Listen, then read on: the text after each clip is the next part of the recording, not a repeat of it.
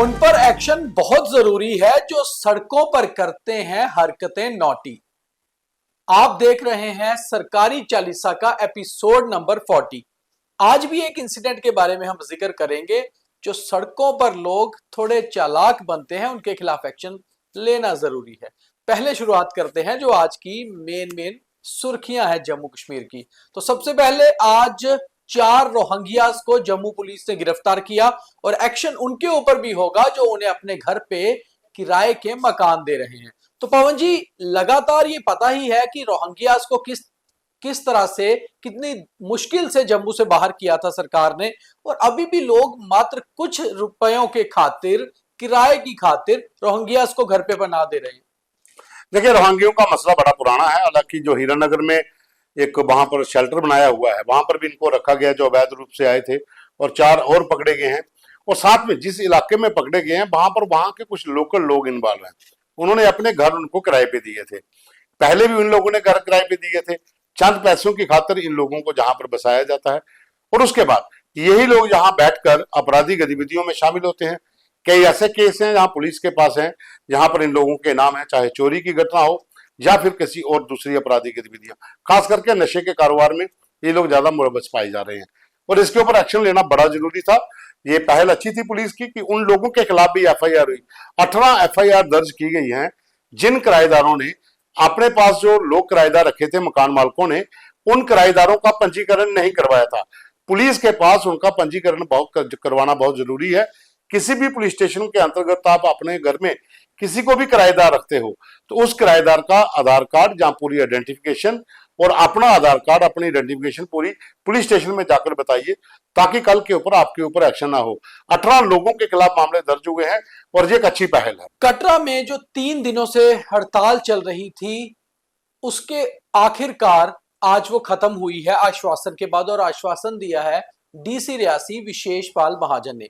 मगर खत्म होने से पहले आज सुबह जो झड़प हुई उसमें कुछ पुलिस कांस्टेबल और कुछ स्थानीय दुकानदार भी घायल हुए। वो झड़प ऐसी थी कि मानो लग रहा था कोई जबरदस्त पत्थरबाजी हो रही हो। दोनों ओर से जो प्रदर्शनकारी थे उनकी ओर से पत्थरबाजी हुई तो पुलिस ने भी लाठीचार्ज किया। ये कारण ये था कि जो रोपवे गंडोला प्रोजेक्ट शुरू किया जा रहा है ताराकोट मार्ग से भवन तक, उसके विरोध में दुकानदार, पिट्ठू पौनी वाले सभी जो है एकजुट होकर आंदोलन कर रहे थे। आंदोलन ने जब आज उग्र रूप ले लिया तो पुलिस को भी एक्शन लेना पड़ा और झड़प हुई। उसके बाद तुरंत सिविल प्रशासन जो है वो एक्टिव हुआ और डीसी रियासी ने सभी प्रदर्शनकारी दुकानदारों से बातचीत की और उन्हें आश्वासन दिया कि वो उनकी मांगों को श्राइन बोर्ड तक रखेंगे और तब तक के लिए वो अपना आंदोलन खत्म करें। तो पवन जी, क्या लगता है कि कुछ मामले का जो हल निकलेगा? देखिए, मांग तो जेन्युइन है। जो दुकानदार हैं वो बेरोजगार हो जाएंगे, इसमें कोई शक नहीं है। घोड़े पिट्ठू पालकी वाले, उनका काम बंद हो जाएगा। जो वहां पर ऑटो चालक हैं उनका काम बंद हो जाएगा। होटल का काम कम हो जाएगा। हाँ, आपको सुविधा मिल सकती है दर्शन करने की, और आस्था के साथ भी एक साइड से अगर देखा जाए तो इंसाफ नहीं होगा। हाँ, इतना जरूर है कि जो आज प्रदर्शन था उसमें कुछ लोग शरारती थे। वहां पर एक स्पीच होती है, उस स्पीच के बाद वो लोग हंगामा करते हैं। सीआरपीएफ की गाड़ी को रोका जाता है, उनके साथ मैन हैंडलिंग होती है। विधायक की गाड़ी को रोका जाता है, उसकी गाड़ी की जिप्सी जो है उनके ऊपर लोग चढ़ जाते हैं, और उसके बाद हंगामा शुरू होता है। पुलिस पे पथराव होता है, फिर जवाब में लाठीचार्ज होता है। खैर, आखिर में बाद में प्रशासन के लोग जो आते हैं बैठ के बात करते हैं और स्ट्राइक जो है कॉल्ड ऑफ होती है। अगर इसका कोई हल नहीं निकला तो ये मामला और आगे बढ़ेगा, क्योंकि पहले भी कई बार कटरा में प्रदर्शन हुए हैं, लेकिन वो सब जो है वो इसी तरह से ठंडे बस्ते में चलते गए, शांत रहे। लेकिन अब जो मामला है ये ज्यादा तूल पकड़ेगा, क्योंकि इससे कटरा से लेके बाणगंगा तक सभी दुकानें, घोड़ा पिट्ठू पालकी वाले और होटल वाले, वो सब जो है इससे इफेक्टेड जरूर होंगे। लेफ्टिनेंट गवर्नर साहब आज पूरे तामझाम के साथ पहुंचे तवी के किनारे और तवी रिवर फ्रंट प्रोजेक्ट का जायजा लिया, रिव्यू किया कि आखिर काम कब तक पूरा होगा, कब तक पहुंचा है। कारण यह है कि लेफ्टिनेंट गवर्नर सरकार के दौरान जो प्रोजेक्ट शुरू हुए थे अब एलजी साहब उन पे भी ध्यान दे रहे हैं, क्योंकि रिपोर्ट कार्ड में यह भी बताना है कि आखिर उस समय अच्छे खासे काम हुए थे और उनको अंजाम तक पहुंचाना भी जरूरी है। तो कहीं ना कहीं दोनों सरकारों में भी मुकाबला है। नई सरकार ने तो नए प्रोजेक्ट बनाने हैं, मगर लेफ्टिनेंट गवर्नर साहब जो 5 सालों से प्रोजेक्ट चल रहे हैं उनको जल्दी से जल्दी खत्म कराना चाहते हैं। देखिए, ये तवी का जो प्रोजेक्ट है ये बहुत पुराना है, इसे लेकर विवाद भी रहा है। तमाम जो सरकारें पीछे 2 बार रही, उस समय ये प्रोजेक्ट शुरू हुआ था, उसे लेकर लोगों के अंदर एक था कि जल्दी ये झील जो है ये तैयार हो जाए, लेकिन उसके बाद कई बार वहां पर काम रोक दिया गया, कई बार एलिगेशंस भी लगे, वो मामला अभी भी चल रहा है। लेकिन अब दोबारा जब से एलजी साहब ने इसको बूस्ट किया है तो तेजी से काम हो रहा है और बहुत जल्द झील जो है वो भी बन जाएगी। लेकिन जम्मू में और भी बहुत से ऐसे प्रोजेक्ट हैं जहां पर एलजी साहब खुद जा रहे हैं, देख रहे हैं। तो अगर कहा जाए तो डबल इंजन की सरकार चल रही है। उमर साहब तो चलो अभी यहाँ नहीं है, वो तो उमरा के लिए गए हैं, लेकिन उनके भी मंत्री जो है वो लोगों के काम होने चाहिए, उनके मुद्दे हल होने चाहिए, चाहे एलजी साहब करें या नई सरकार करे।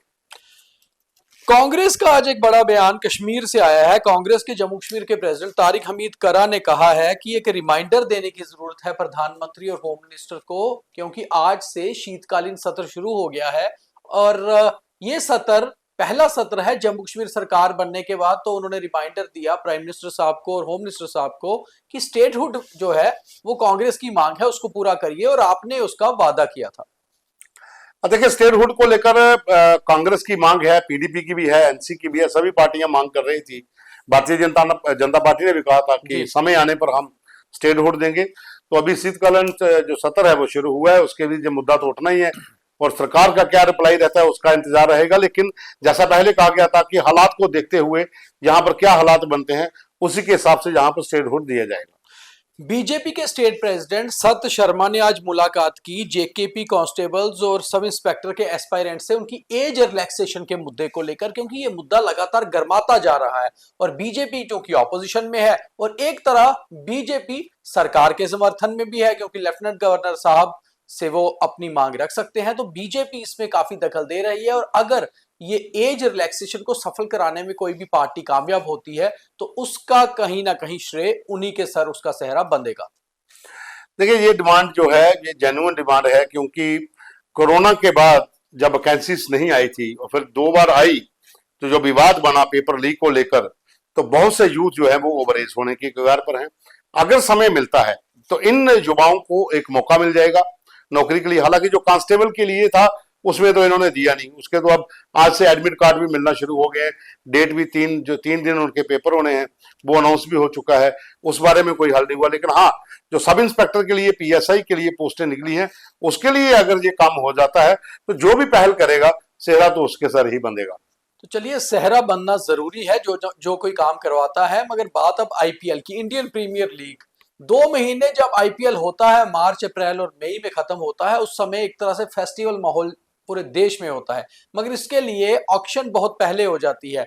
2 दिन पहले ऑक्शन हुई है, कई खिलाड़ी चुने गए हैं जिसमें जम्मू कश्मीर के खाते में भी कुछ ना कुछ आया है, जिसमें 6 करोड़ में बिका है रासिक सलाम डार कश्मीर के और जम्मू के अब्दुल समद बिके हैं 4.2 करोड़ में।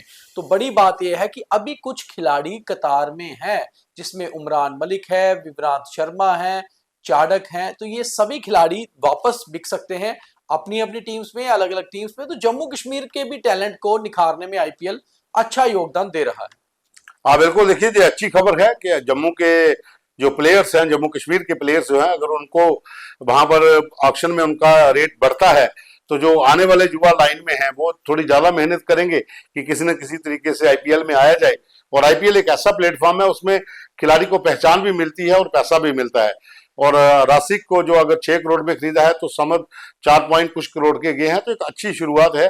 जो आने वाले युवा हैं और जो लाइन में है, अब आगे अभी ऑक्शन एक और है, उसमें 1-2 और लड़का आ सकता है। अगर 5, 6, 7 लड़के जम्मू के खेलते हैं तो आने वाले दिनों में इनकी तादाद और भी बढ़ सकती है। और पवन जी, अब बात उस चीज की जिसको लेकर हम हमेशा रूल्स की बात करते हैं और कुछ हमारे मित्र, हमारे कुछ मीडिया बंधु फूल्स की बात करते हैं। तो हम रूल्स की बात ये करते हैं कि ट्रैफिक पुलिस कई बार एक्शन लेती है स्टंट बाजों पर, या जो लोग ट्रैफिक के रूल को वायलेट करते हैं, वो बहुत जरूरी है। किसी की जान चली जाए इससे बेहतर है जरूरी किसी को एक झापड़ मार दिया जाए। अगर उससे किसी की जान बच सकती है तो वो झापड़ जरूरी होता है। ऐसा ही एक एक्शन का वीडियो वायरल हो रहा है कश्मीर से, श्रीनगर से। वहां एक गाड़ी को ट्रैफिक पुलिस ने रोका और गाड़ी वाले ने बोला कि मेरी गाड़ी बंद हो गई है। उन्होंने जब कागज दिखाने को बोला, ट्रैफिक पुलिस के 2 लोग और 2 स्थानीय लोगों ने नवाकदल इलाका श्रीनगर का उस गाड़ी को धक्का लगाया और वो गाड़ी वाला स्टार्ट करके भागने की कोशिश कर रहा था, मगर ट्रैफिक पुलिस कांस्टेबल की दिलेरी देखिए कि वो गाड़ी के साथ लटक गया। करीबन 50 मीटर दूर जाके गाड़ी को रोक लिया गया। तो बताइए ऐसे चालक के खिलाफ एक्शन क्यों ना हो? देखिए, रूल्स अपनी जगह पे हैं। जी। आप कानून का पालन करिए, हम्म। लेकिन कानून के पालन की आड़ में अगर किसी की जान चली जाती है तो उस माँ बाप को बहुत दुख होता है जिसका एक युवा बेटा एक्सीडेंट में मारा जाता है, या फिर कोई ऐसा लड़का जो नाबालिग है या बालिग है, जो स्कूटर को या स्कूटी मोटरसाइकिल को इस तरीके से चला रहा है कि राह चलते किसी भी यूथ को या बुजुर्ग को टक्कर मार देता है और उसका इलाज फिर अमृतसर में होता है, कई कई महीने वो बेड पे पड़ा रहता है। उस समय रूल्स को एक साइड पे रख दिया जाता है, उस समय कोई ज्ञान देने नहीं आता है। अगर थप्पड़ मारने से किसी की जान बचती है, अगर कोई हॉस्पिटल के बेड पर नहीं पहुंचता है, तो मैं इसके हक में हूं। आप रोकिए, थप्पड़ मारिए, उसको समझाइए कि दूसरी बार ऐसा ना करे।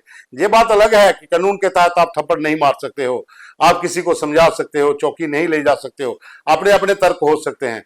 मेरा ये तर्क है कि ठीक है, मेरा बच्चा अगर नाबालिग है या बालिग भी है, अगर वो गाड़ी को रैश चला रहा है, वो अगर किसी रास्ते में किसी को हिट करता है, जहां हिट करने की कोशिश होती है, ट्रैफिक पुलिस उसे रोकती है, अगर वो 2 थप्पड़ मारते हैं तो मैं गुजारिश करूंगा कि 2 मेरी तरफ से और भी ऐड कर लीजिए।